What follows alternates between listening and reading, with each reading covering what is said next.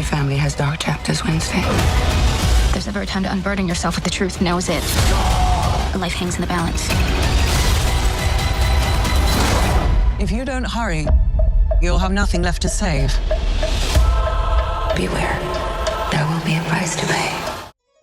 Después de casi 3 años de espera, Wednesday o Merlina en Latinoamérica regresa con su segunda temporada en Netflix. La primera tanda convirtió a Wednesday Addams en un icono cultural y a la serie en uno de los mayores éxitos de la plataforma. Ahora, con más presupuesto, más personajes y una producción a lo grande, la expectativa era enorme. Pero la pregunta inevitable es, ¿logra mantener el mismo nivel que la primera temporada? Comencemos.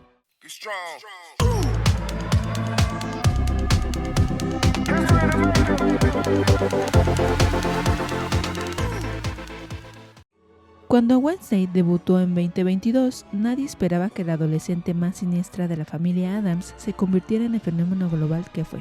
Con apenas una semana en Netflix, la serie rompió récords, incluso superando a Stranger Things, y catapultó a Jenna Ortega al estrellato. Su primera temporada tenía un encanto particular, misterio, sátira juvenil, estética burtoniana y sobre todo la inolvidable escena del baile que convirtió a Wednesday en un icono cultural. 3 años después llega la segunda temporada, con más presupuesto, más personajes y más ambiciones. La producción incluso se trasladó a Irlanda, convirtiéndose en el mayor rodaje jamás realizado en ese país. El problema es que ese más no siempre significa mejor. La primera mitad de la segunda temporada se siente sobrecargada, dispersa y en ocasiones desconectada de lo que hizo tan magnética a la entrega original. El regreso de Ortega sigue siendo un imán. Su interpretación inexpresiva, cortante y sardónica continúa siendo la columna vertebral de la serie, aunque esta vez se nota que la escritura no siempre le da material a la altura. Incluso así, Jenna Ortega mantiene viva la esencia de Wednesday y confirma que el personaje ya le pertenece. El mayor acierto sin duda es darle más espacio al clan Addams, algo que muchos reclamaban tras la primera temporada. Aquí, Catherine Zeta-Jones como Morticia Addams brilla en varios momentos, sobre todo en el duelo de esgrima con su hija. Un guiño delicioso a la serie de los 60. Su versión es elegante y sólida, aunque le falta el miticismo que Anjelica Huston supo imprimirle en los 90. No es la mejor Morticia, pero tampoco es una versión fallida. Cumple y aporta matices interesantes a la relación madre e hija. Luis Guzmán, en cambio, tropieza fuerte como Gómez. Su interpretación resulta plana, sin la picardía ni el magnetismo que han caracterizado al personaje en el pasado, ni el romanticismo apasionado de Raúl Julia, ni la simpatía caricaturesca de los 60 aparecen aquí. Su Gómez es soso, sin chispa y termina siendo el eslabón más débil de toda la familia.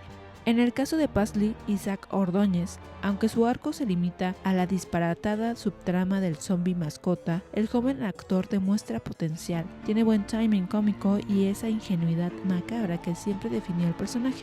Fred Armisen como Fester o el tío Lucas tampoco alcanza la grandeza de Christopher Lloyd, pero al menos entrega un tío excéntrico y grotesco con un humor gótico que se agradece. Y la nueva incorporación de Joanna Lumley como Hester Front, la abuela, suma un aire aristocrático y decadente que amplía la mitología familiar. En general, la familia sale bien parada. Wednesday y Morticia sostienen la narrativa, Paisley y Fester cumplen con dignidad y la abuela añade un matiz curioso. El único que realmente desentona es Gómez, cuya falta de carisma resalta todavía más frente a los demás.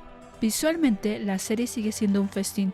Vestuarios impecables, atmósfera gótica cuidada y algunos destellos creativos, como la animación del relato de Ajax en el campamento escolar, aportan la rareza burtoniana que los fans esperan. La sobrepoblación de personajes y tramas es el gran talón de Aquiles de esta temporada. A la historia principal, un misterioso asesino de cuervos que amenaza la vida de Enid, se suman subtramas que parecen insertadas a la fuerza. El triángulo amoroso de Enid, los planes de recaudación de fondos del nuevo director, un correcto Steve Buscemi, el zombie mascota de Paisley, la rivalidad académica de Bianca y la presentación de un ejército de nuevos secundarios interpretados por nombres rimbombantes como Billie Piper, Tandy Newton, Christopher Lloyd o la propia Lumley. El problema, casi ninguno tiene tiempo para brillar y la mayoría quedan en meros adornos. El efecto es claro, La historia pierde foco y los personajes parecen aislados en sus propias islas narrativas. Eugene, por ejemplo, pasa de ser un aliado entrañable a ser un accesorio cómico que sufre vómitos de un zombie CGI. Incluso Wednesday luce menos intensa que en la primera temporada. Su aparente apatía roza lo inerte y sus visiones sobre la posible muerte de Enid, que podrían ser un motor emocional, no alcanzan la fuerza dramática esperada. A esto se suma un último acto flojo y abrupto. Todo el arco narrativo que la temporada construye se resuelve de manera tan sosa que parece incongruente con el nivel de conflicto planteado. Mucho ruido para un desenlace que carece de fuerza e incluso de lógica interna. El resultado es un cierre anticlimático que deja más frustración que satisfacción. Y sí, en la primera temporada la serie lograba enganchar al público con momentos virales y magnéticos, como el ya legendario baile de Wednesday. Aquí se nota una pérdida de conexión. El ejemplo más claro es el baile de Enid, que intenta replicar aquella magia pero se queda en un eco sin impacto cultural. Entre lo predecible de la ejecución y la falta de la frescura, la serie ya no transmite la misma chispa capaz de traspasar la pantalla y convertirse en fenómeno. La diferencia principal es de enfoque. La primera temporada tenía menos piezas en juego y eso la hacía más efectiva y atractiva. El misterio de Crackstone, la dinámica de Wednesday con Enid y la tensión con sus padres eran claros y sostenían la trama. Había frescura, cohesión y hasta momentos virales. La segunda temporada, en cambio, peca de ambiciosa, más personajes, más subtramas, más presupuesto pero menos alma. Lo que en 2022 se sentía como un soplo gótico original, ahora corre el riesgo de convertirse en una maraña de cameos y tramas dispersas.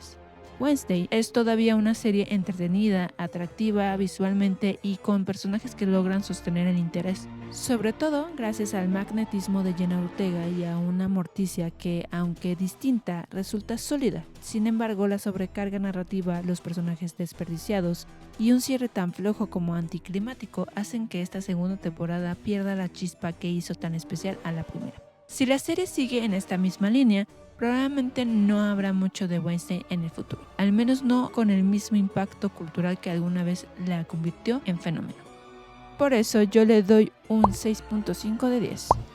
¿Qué opinas de esta temporada? Déjame tus comentarios y recomendaciones de series o películas que debería de reseñar próximamente. Dale like al video si te gustó y no olvides seguir las redes sociales de La Botanita Surtida y suscríbete al canal.